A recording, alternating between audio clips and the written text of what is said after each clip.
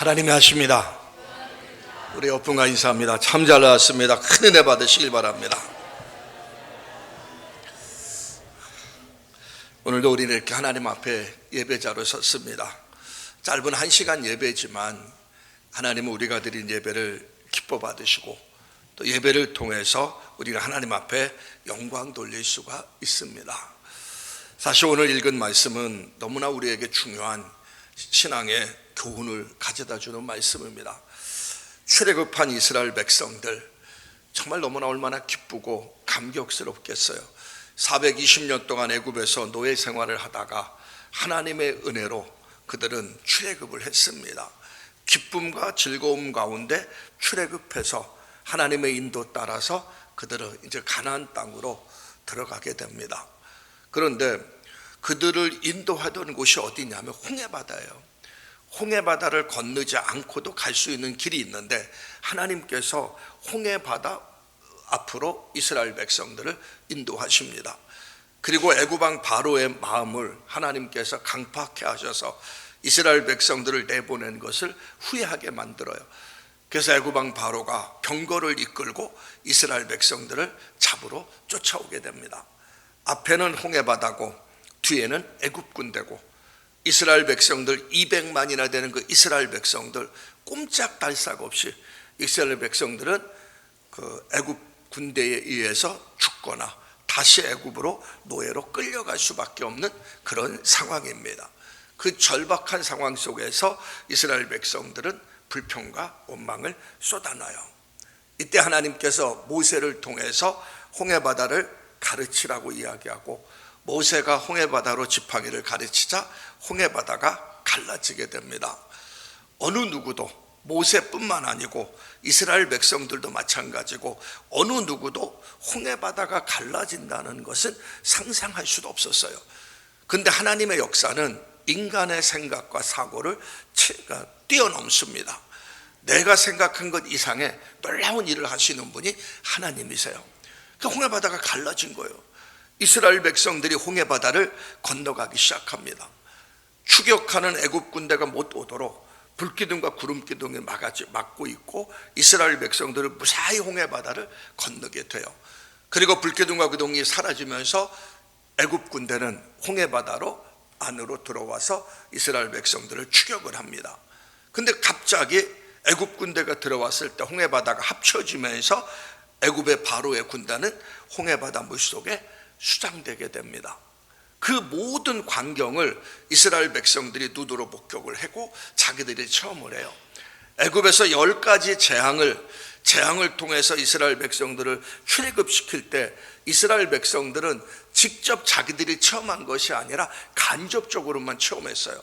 하나님께서 애굽 사람들에게 내리는 징벌들을 보면서 간접적으로 체험했는데 지금은 직접적으로 체험을 한 겁니다. 눈에 바다가 갈라지고 자기들이 건너고 애굽 군대가 수장되고 말도 안 되는 기막힌 현상이 이스라엘 백성들에게 나타난 거예요. 그걸 보면서 이스라엘 백성들은 정말 우리가 믿는 하나님은 살아계신 하나님이고 전능하신 하나님이고 그 당시 얘기하면 신 중의 신이다. 그들은 그렇게 느끼고 체험한 겁니다. 그러니까 모세, 미리암 모든 백성들이 감격에 겨워서 춤추고 노래한 거예요. 그게 바로 오늘 읽은 15장 22절 앞부분이에요. 15장 22절 앞부분에 보면 1절부터 21절까지 내용이 바로 그 내용입니다. 춤추고 막 감격한 거예요. 자, 그 감격 가운데 이스라엘 백성들이 이제 불기둥과 구름기둥의 인도에 따라서 그들이 이제 길을 걷기 시작해요. 그게 바로 이제 오늘 본문의 내용의 시작입니다. 한번 본문의 내용을 봅니다. 출애굽기 15장 22절 저 말씀 같이 한번 읽습니다. 시작. 모세가 홍해에서 이스라엘을 인도하며 그들이 나와서 수르 광야로 들어가서 거기서 사흘 길을 걸었으나 물을 얻지 못하고 이렇게 나옵니다. 자, 출애굽한 홍해바다를 무사히 건넌 이스라엘 백성들을 어디로 인도하냐면 수르 광야란 길로 인도해요. 사흘 길을 걸어갑니다. 거기는 그런데 물을 얻지 못했다. 결국은 물이 문제가 됩니다. 사막 여행길에서 가장 필요한 것은 물이에요. 물이 없으면 너무나 고통스럽습니다.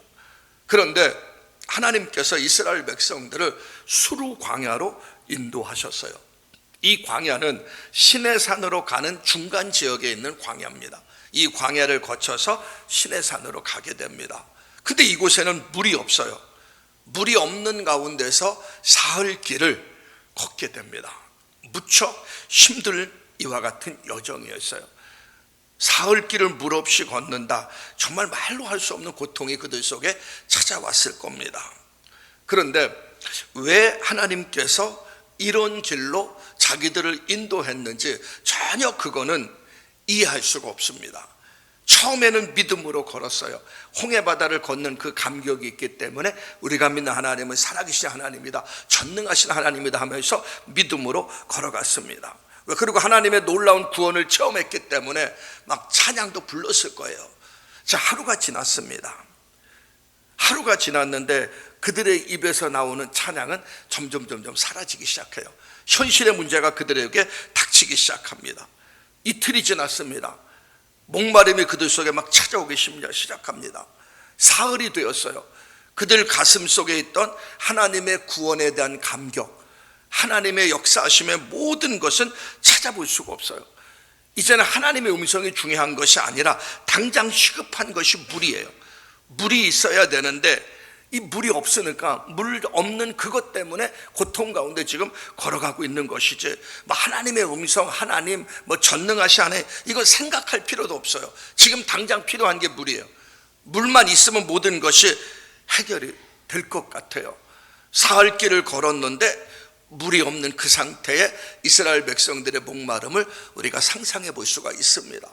자, 그런데 막상 이제 사흘 길이 지났는데 우물을 발견하게 됩니다.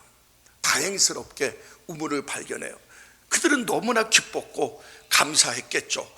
근데 우물에 가서 물을 먹으려고 하니까 그 물을 먹을 수가 없는 쓴물이란 얘기예요. 그러니까 이스라엘 백성들은 우물을 만났을 때는 얼마나 그들이 흥분되었겠어요. 근데 막상 물을 먹으려고 하니까 마실 수 없는 쓰디쓴 물이었다는 얘기입니다. 더러는 물을 먹고 토하기도 하고, 더러는 물을 먹고 병들어 눕기도 하고, 그래서 그곳 이름을 마라라, 이렇게 이름을 정한 거예요. 그러니까 마라는 쓰다는 뜻이걸라. 이게 바로 23절 말씀에 보면 나오는데, 저 말씀 보세요. 마라에 이르렀더니 그곳 물을 써서 마시지 못하겠으므로 그 이름을 마라라 하라. 이 마라란 이 단어는 쓰다는 개념입니다. 쓰다, 쓴물로 하나님께서 인도했어요. 그럼 여기서 우리가 물음을 던져야 됩니다. 왜 하나님께서 이스라엘 백성들을 수르 광야를 거쳐서 3일 동안 목마름 가운데 있다가 마라의 쓴물을 만나게 했는가? 자, 마라의 쓴물을 만난 그 순간에 이스라엘 백성들 뭐 터져나오기 시작합니까? 불평과 원망이 터져나요. 그래도 3일 동안은 그래도 견뎠는데 막상 마라 우물을 만나고 그 우물이 쓴물이니까 그 쓴물 앞에 그들은 불평과 원망을 쏟아놓기 시작합니다. 그 200만이나 되는 사람들이 모세를 향해서 원망하기 시작합니다. 자, 여기서 우리가 신앙생활하면서 아주 중요한 교훈을 발견해야 됩니다. 왜 하나님께서 이들을 마라의 쓴물로 인도하셨는가? 왜 하나님께서 이들을 인도하셨는가? 우리가 신앙생활하면서 우리 속에 고쳐야 될 질병들이 있어요. 이거는 많은 사람들이 질병 가운데 헤매는 경우들이 많은데, 이 질병이 있으면 어떠한 상황이 딱 만나도 입에서 첫 번째 나오는 단어가 불평과 원망입니다. 그러니까 이 질병을 고쳐야 돼요. 그 첫 번째 질병이 뭐냐면 건망증입니다. 기억상실증 같은 거 있죠. 이 건망증, 기억상실증은 우리가 고쳐야 됩니다. 문제를 딱 만나면 그 문제 앞에서 과거에 베풀어 주신 하나님의 은혜와 사랑을 회상하면서 그 문제를 바라보면은 능히 이 문제를 이겨나갈 수가 있어요. 이들이 지금 마라의 쓴물을 만났을지라도 마라의 쓴물 앞에 3일 전에 홍해바다를 가르신 전능하신 하나님의 은혜를 기억한다면 마라의 쓴물 앞에 그들의 반응이 달랐겠죠. 홍해바다의 기적을 하나님이 하셨는데 그 마라의 쓴물을 단물로 안 바꿔 놓겠어요? 근데 그들은 그 3일 전에 베풀어 주신 하나님의 은혜를 잊어버린 거예요. 어제까지 하나님이 나와 동행해 주셨던 하나님의 그 은혜도 잊어버린다는 겁니다.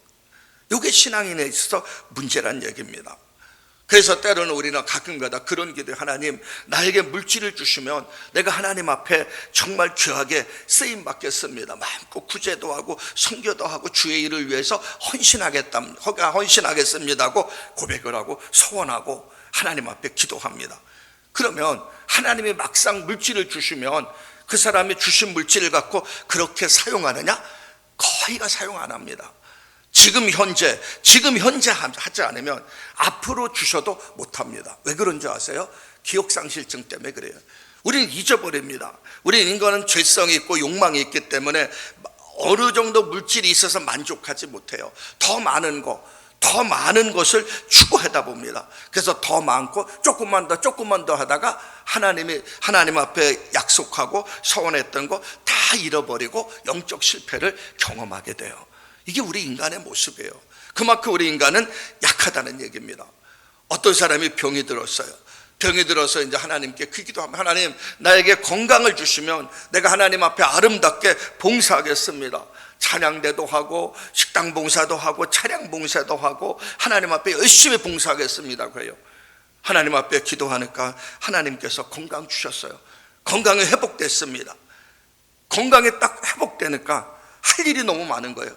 이것도 하고 저것도 하고 싶은 거예요. 이것도 하고 저것도 하다 보니까 병실에서 했던 약속을 다 잊어버리고 자기를 위해 사는 사람이 되고요. 이게 우리 인간의 모습이에요. 저는 그런 사람도 봤어요. 어떤 사람이 다리가 다친 병에 걸렸는데 병원에서 치료가 불가능하대요. 근데 원인을 몰라요. 그래서 이제 계속 교회 목사님이 가서 기도하면서 기도했는데 이 사람이 낫어요. 근데 계속 매일마다 가서 기도를 하는데 낫는데, 이 사람이 아파서 이제 병실에 집에 있어요. 병원에도 못 갔고 집에 있어서 계속 기도해서 낫는데, 이 사람이 이제 자기 걷기만 하면 교회 열심히 나가 충성하겠다고 그래요. 자, 그래서 이분이 이제 기도했는데 낫어요. 걷게 됐어요. 그래서 그 다음 주일날 교회 나와야 되지 않습니까? 안 나왔어요. 그 전화를 했어요. 집사님, 도대체 어디 왜 교회 못 나오셨습니까? 발이 다쳤습니까? 그랬더니 아니라는 거예요. 북한산이라는 거. 지금 왜? 다리가 나니까는 등산 가고 싶은 거예요. 아플 때는 하나님 앞에 기도하면서 낫게 해주시면 열심히 교회 나온다 그랬는데 막상 하나님 은혜로 치료되니까는 등산 간 거예요. 그게 우리 인간입니다. 그 사람을 탓할 수가 없어요. 우리 인간이 이렇게 무서운 질병이 바로 기억상실증, 건망증 같은 거예요. 바라기는 하나님의 은혜 잊지 마시기를 주의 이름으로 축원합니다. 이스라엘 백성들 정말 그렇게 커다란 은혜 처음 했지 않습니까? 출애굽한 것도 은혜고, 홍해바다를 걷는 것도 은혜고, 홍해바다 걷고 난 뒤에 광야 들어올 때도 불기둥과 구름기둥이 그들과 함께 하셔서 낮에는 구름기둥으로 햇빛을 차단시켜 주시고 밤에는 불기둥으로 그들의 추위를 막아주시고, 광야길 방향을 잡을 수 없는 그 길에 앞장서서 불기둥과 구름기둥이 그들을 인도했어요. 그런데도 그들은 마라의 쓴물 앞에 뭐합니까? 불평하고 원망을 해요. 정말 그들이 정상적인 거라면 3일 전에 우리에게 홍해바다를 가르신 하나님, 우물을 만났는데 이 우물 앞에 가니 물이 써서 먹을 수 없습니다. 하나님 어떻게 하면 좋습니까? 하고 하나님 앞에 기도를 해야 돼요. 오늘 말씀을 자세히 보면은요, 이스라엘 백성들이 사흘 동안 걸을 때는 불평원망하지 않았어요. 사흘 동안 걸을 때는. 근데 광야길은 하루만 걸어도 목이 탑니다. 물을 먹어야 돼요. 근데 사흘 동안 걸었는데 불평원망하지 않았어요.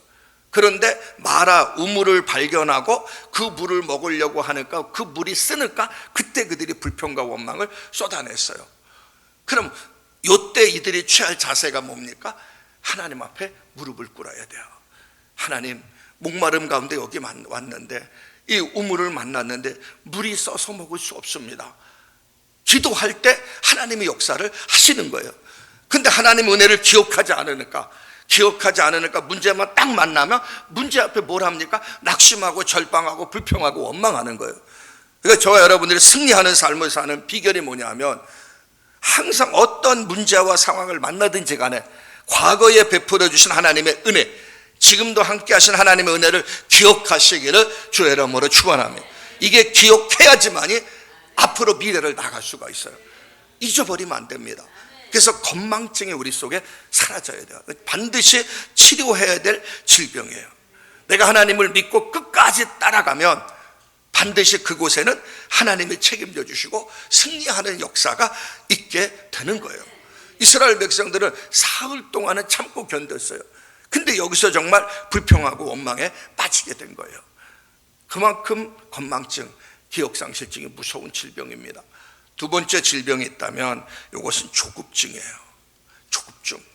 잠시만 참고 기다리면 되는 일을 서두르기 때문에, 내가 생각한 대로 뭔가 빨리 이루어지지 않기 때문에 이들은 그 상황 속에서 불평과 원망을 하는 겁니다. 문제를 만나게 되면 전도서 7장 14절에 보면 형통할 때는 기뻐하고 곤고한 날에는 되돌아보라고 합니다. 만사가 잘 풀리고 이루어질 때는 기뻐하고 감사해야 되지만 어렵고 힘들고 곤고한 날이 올 때는 뒤돌아보는 거예요. 그럼 이들이 마라의 쓴물 앞에 조급하게 그 쓴물 앞에서 불평과 원망하지 말고 이 상황 속에서 하나님 3일 동안 목말랐는데 막상 우물을 만났는데 이 우물이 씁니다. 하나님 하면서 되돌아보는 거예요. 왜 하나님께서 이 상황 속에서 우리를 여기까지 인도하시고 마라의 쓴물을 만나게 했는가 되돌아보고 생각해 보는 거예요. 그럼 분명히 거기엔 이유가 있어요. 하나님이 원하시는 것이 뭡니까? 어떠한 상황과 환경 속에서도 하나님을 신뢰하기를 원해요. 그럼 그 상황 속에서 그들이 취할 행동이 있죠. 하나님 앞에 무릎 꿇고 기도해야죠. 3일 전에 행했던 하나님의 은혜를 생각하며 하나님을 찾아야 되는 거예요. 하나님을 찾아야 되는데 그들은 하나님을 찾지 않고 그 상황에 딱 닥치니까 바로 입에서 나오는 것이 불평과 원망이에요. 근데 하나님은 지금 마라의 쓴물로 인도하는 게 목적이 아니고 하나님이 이스라엘 백성을 인도하는 곳이 어디냐면 엘림이라는 곳이에요. 마라의 쓴물에서 엘림까지는 10km만 더 가면 됩니다. 엘림이라는 것은 12샘물이 있고 그 종려나무 70주가 있어요. 12샘물이라는 것은 12지파가 충분히 마실 수 있는 물이 있고 70주 종려나무가 있다는 것은 그만큼 풍요로운 곳이에요. 거기 하나님이 예비하신 곳이에요. 광야의 마라는 과정이에요. 마라를 거쳐서 이 엘림으로 하나님이 인도하시는 거예요. 그럼 마라에서 하나님이 테스트한 겁니다. 시험을 한 거예요. 마라의 쓴물 앞에 그들이 어떻게 반응하는가 시험을 하는 거예요. 거기에 넘어지면 안 되지 않습니까? 그러니까 조급증을 가지면 우리는 넘어지는 경우가 많아요. 우리가 성경에 보더라도 우리가 아브라함을 한번 생각해 보세요. 75세에 하나님이 아브라함을 부르셨어요. 고향 친척 아비의 집을 떠나 내가 너에게 지시할 땅으로 가라. 그 약속의 말씀을 붙잡고 아브라함은 갔어요. 아브라함은 자식이 없는데 하나님께서 분명히 약속했어요. 사라를 통해서 하늘의 별처럼 많은 땅의 모래알처럼 많은 자손을 주겠다. 아브라함은 참고 인내하며 갔어요. 10년이 됐습니다. 아직도 자식이 없어요. 그때부터 조급하기 시작합니다. 그때 마침 옆에 사라가 이야기해요. 여보, 자식이 없는데 나는 아이를 낳을 수 없으니까 당신이 첩을 통해서 아이를 낳으라고. 그 당시에는 이게 관행이었어요. 본부인이 아이를 낳지 못하면 첩을 통해서 후사를 잇는 게 그 당시에 관행이었어요. 그러니까 아무 윤리적으로 법적으로 문제가 없는 겁니다. 사라의 제안은. 아브라함은 그 얘기를 딱 듣고 하나님의 약속은 잊어버려요. 하나님은 분명히 사라를 통해서 자식을 준다고 했는데 그거 잊어버리고 그 하갈이란 여인을 통해서 자식을 낳게 됩니다. 그래서 태어난 사람이 누구냐면 이스마엘이에요. 오늘날 유대인들과 아랍 족속의 전쟁이 계속 일어나지 않습니까? 이스마엘의 후예가 지금의 아랍 족속이에요. 그 아브라함의 잘못 때문에 이런 현상들이 지금까지 이어지는 겁니다. 자, 그러면 아브라함이 85세 때 첩을 통해서 인간적인 방법으로 후사를 낳았어요. 근데 하나님은 아니걸요. 그리고 아브라함은 더 인내의 시간이 필요했습니다. 그래서 그로부터 15년이 지난 뒤에 100세에 하나님은 사라를 통해서 이삭을 하나님 낳게 하시고 이삭을 통해서 아브라함의 복을 후사로 잊게 한 겁니다. 아브라함이 인내하지 못했기 때문에 결국 이런 사단이 난 거예요. 하나님은 분명한 목적을 갖고 우리를 인도하십니다. 그러니까 하나님은 살아계시고 하나님의 전능하심을 믿는다면 우리는 조급함을 버려야 돼요. 이 조급함을 버린 사람이 누구냐면 다윗이에요. 다윗은 15살 때 왕으로 기름 부음 받아요. 그리고 왕으로 기름 부음 받고 나서 사울에 의해서 몇 번이나 죽을 고비를 넘기면서 도망자의 신분으로 도망 다닙니다. 다윗에게는 사울을 죽일 수 있는 기회가 2번 이상 있었어요. 다윗이 굴 속에 들어왔을 때, 굴 속에 숨어 있을 때 사울이 혼자 들어왔어요. 신하들이 죽이자고 이야기합니다. 다윗은 안 죽였어요. 하나님의 때를 기다렸어요. 그리고 다윗은 30세에 정식적인 왕이 됩니다. 그럼 다윗은 조급하게 움직이지 않았어요. 하나님이 왕으로 기름 부어 세웠기 때문에 하나님의 때에 하나님의 방법으로 자신을 왕으로 세울 것이라는 사실을 다윗은 믿었기 때문에 사울을 죽일 수 있는 기회가 있지만은 죽이지 않고 살려보낸 겁니다. 이게 다윗의 위대한 인물이 될 수 있었던 이유란 얘기죠. 조급해하지 마시길 바랍니다. 신앙생활하면서 하나님을 살아계시담을 믿는다면, 하나님을 살아계신다는 사실을 믿는다면, 우리가 믿는 하나님이 전능하시다는 사실을 믿는다면 조급하지 말고 인내하면서 기다리시기를 주의 이름으로 축원합니다. 그때 하나님이 역사를 하시는 거예요.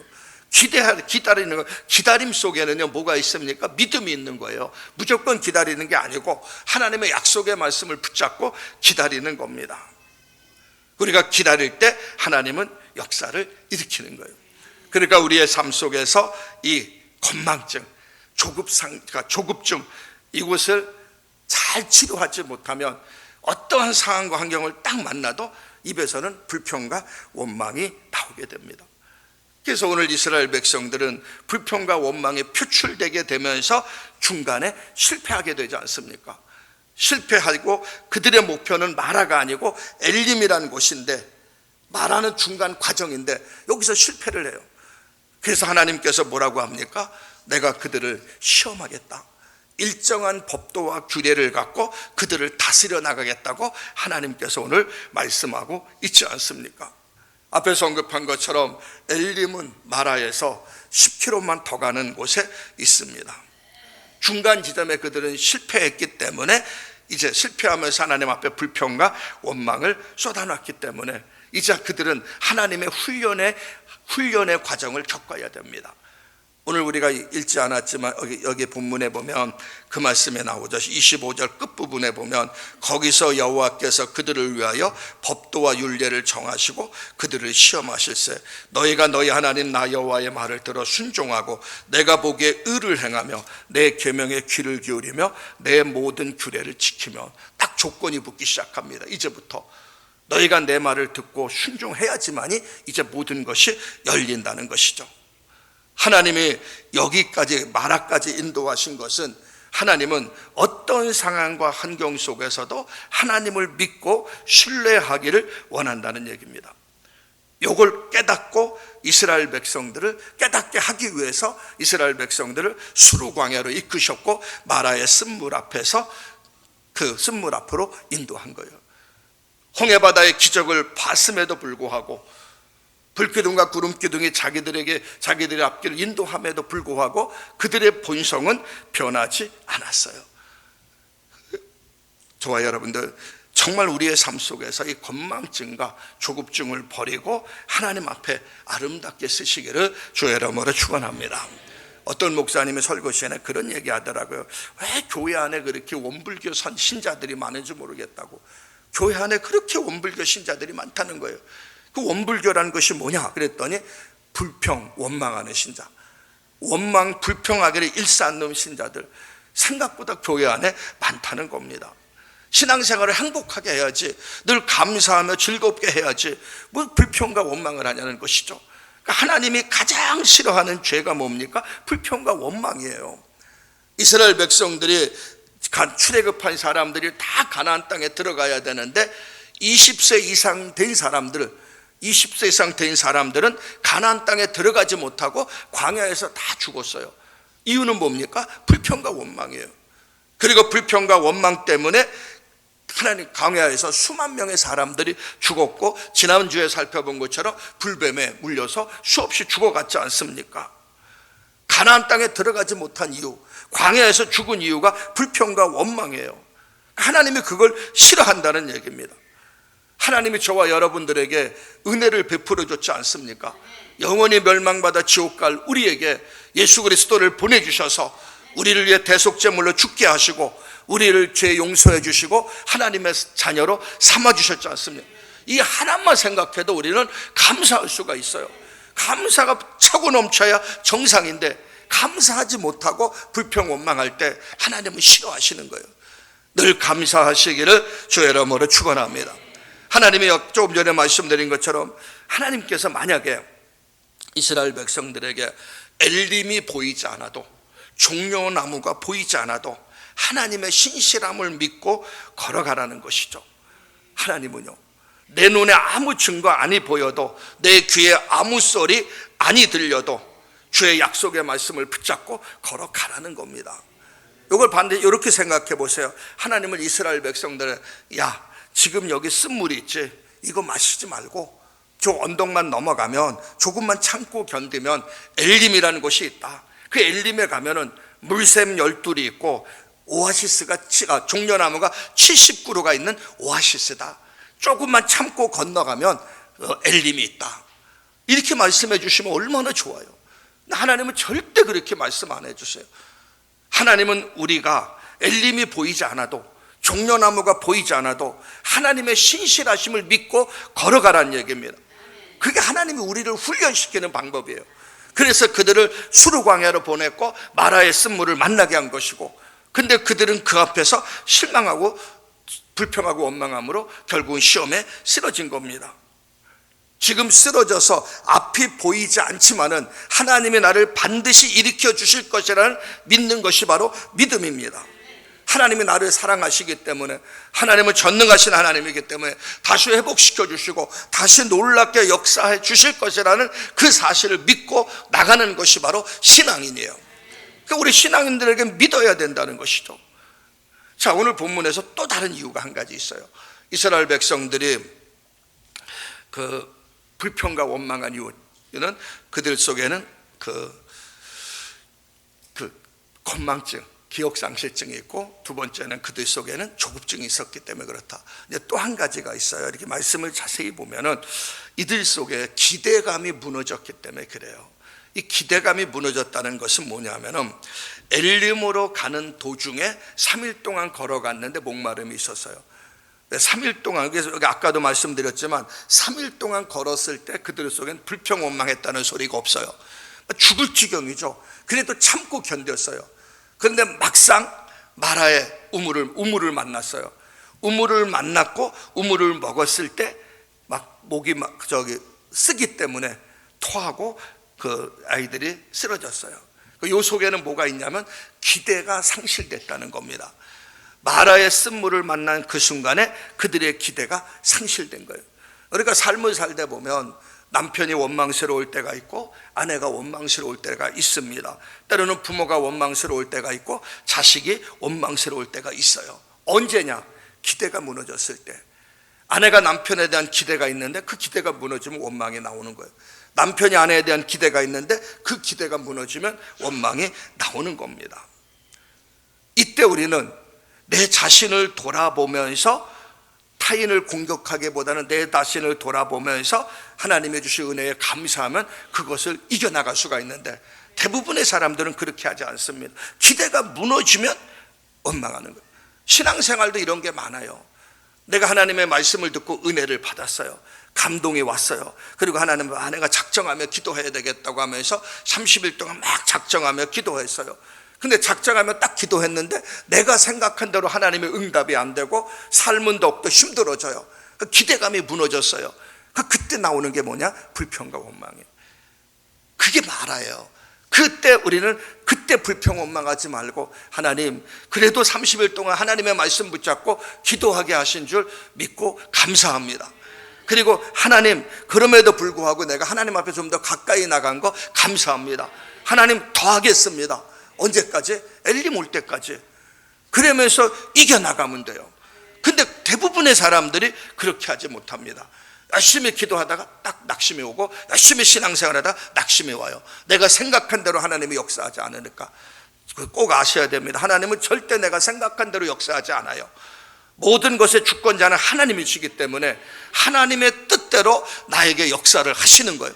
근데 궁극적으로 하나님은 나를 만들어 가신다는 얘기입니다.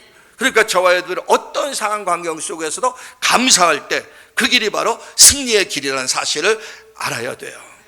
지금 이 상황에서 이스라엘 백성들이 뭘 깨달아야 되냐면, 마라의 쓴물을 만났을 때 이들은 그 상황 속에서 하나님 앞에 해야 될 일이 있어요.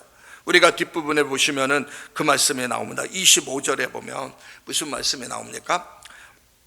저 말씀 나오죠. 같이 있습니다. 시작.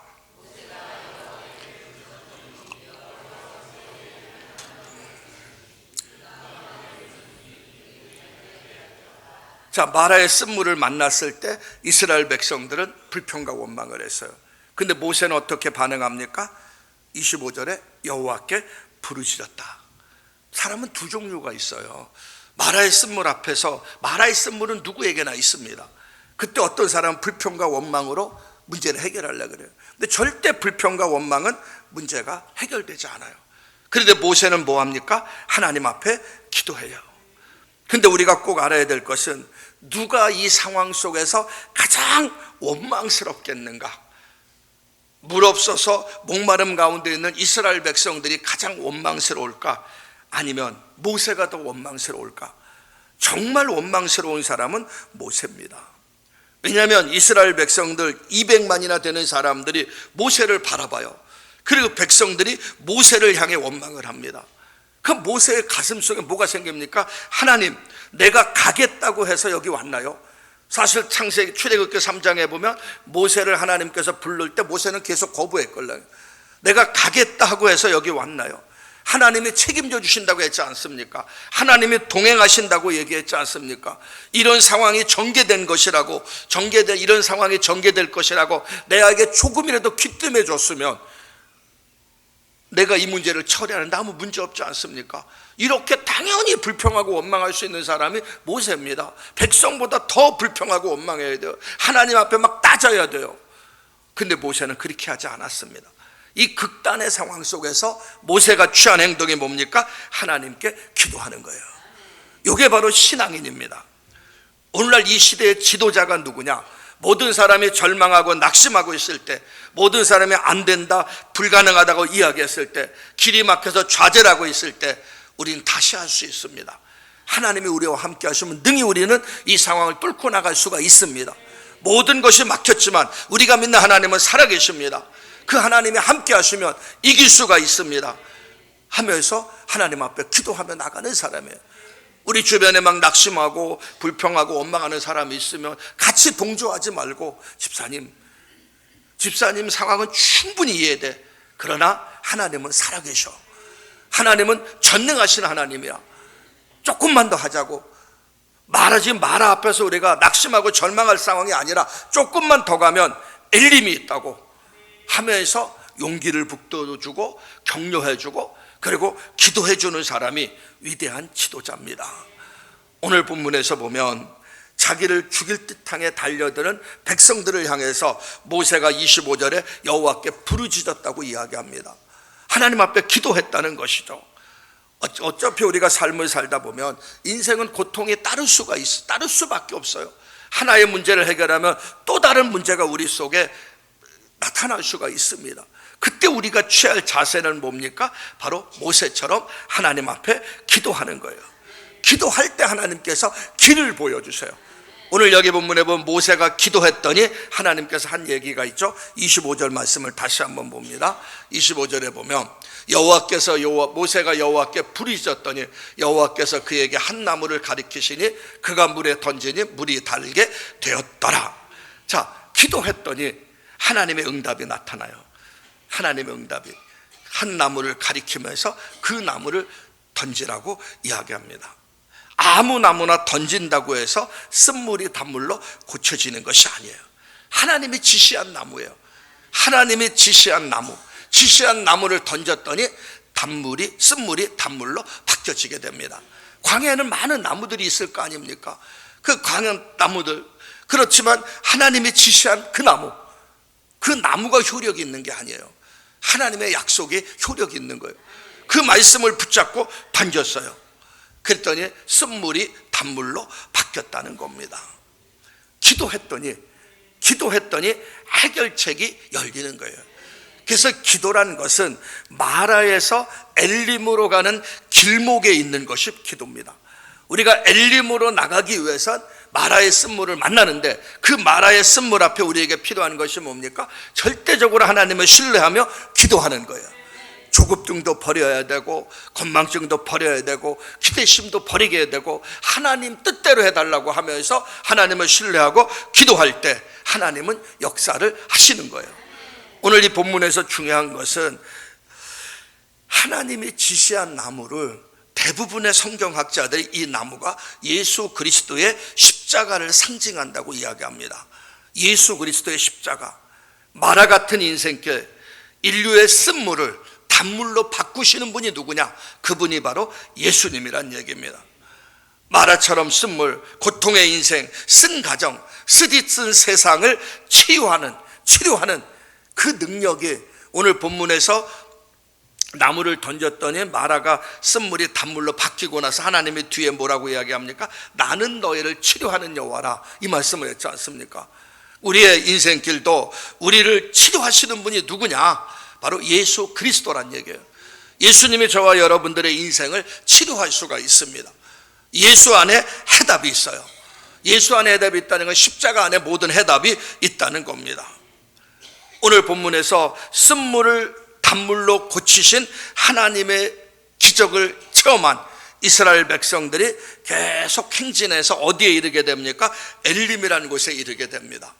아까 말씀드렸던 10km 정도밖에 안 되는 것, 마라에서 엘림에 이르게 돼요. 오늘날 우리의 인생길도 똑같습니다. 마라의 고통을 허락하신 하나님은 엘림의 축복도 주세요. 하나님께서는 엘림이란 그 놀라운 축복의 장소를 예비해 놓고 우리의 인생길을 인도해 가십니다. 왜 하나님께서 마라의 쓴물을 우리에게 허락하십니까? 온전히 하나님을 믿고 신뢰하길 원해요. 하나님의 주신 은혜 잊지 않고 하나님의 때를 믿고 온전히 하나님을 신뢰하고 인내하기를 하나님은 원합니다. 그래서 우리에게 마라가 찾아오는 거예요. 그러니까 이 마라의 쓴물 앞에 불평원망하지 말고 하나님 앞에 기도할 때 하나님께서는 분명히 우리의 길을 엘림이라는 길로 선하게 인도하시는 겁니다. 이 살아계신 하나님, 전능하신 하나님이 저와 여러분의 삶의 주인이 되시기를 주의 이름으로 축원합니다. 다시 말씀드리지만 마라의 쓴물을 고친 것은 하나님이 지시한 나무라고 이야기했고, 이 지시한 나무는 예수 그리스도의 십자가를 예표한다고 말씀했어요. 지금은 사순절 기간입니다. 나를 위해서 십자가의 대속제물로 죽으신 예수님, 그분이 있었기 때문에, 그분 십자가의 죽음이 있었기 때문에 우리는 잃어버렸던 모든 것이 회복됐어요. 저주에서 생명으로 바뀌었고, 사망에서 생명으로 우리는 바뀌어졌고, 우리는 잃어버렸던 모든 것을 회복했습니다. 그래서 우리가 계속 이야기하죠. 복음이라는 것은 뭐냐? 아담 안에 잃어버렸던 것을 예수 그리스도 안에 회복되는 것이 복음이다. 아담이 범죄함으로 이 땅에 저주가 왔고, 질병이 왔고, 죽음이 왔고, 수고와 슬픔이 왔지만 예수께서 우리 죄를 위해 대속제물로 죽으심으로 이 땅에 축복이 왔고, 생명이 왔고, 평화가 찾아왔고, 영원한 삶을 살 수 있는 은혜를 하나님이 주셨지 않습니까? 이 십자가의 은혜를 깨닫고 이 사순절, 주님의 십자가를 묵상하면서 잘 지내는 사순절이 되었으면 하고, 마라와 쓴물 같은 인생을 만날지라도 하나님께서 예비하신 엘림이 있다는 사실을 기억하면서, 마라는 엘림으로 가는 길목임을 꼭 기억하며, 하나님이 원하시는 것은 온전히 하나님을 믿고 신뢰하길 원한다는 거 기억하면서 하나님 바라보며 승리하는 이 사순절 되시기를 주의 이름으로 축원합니다.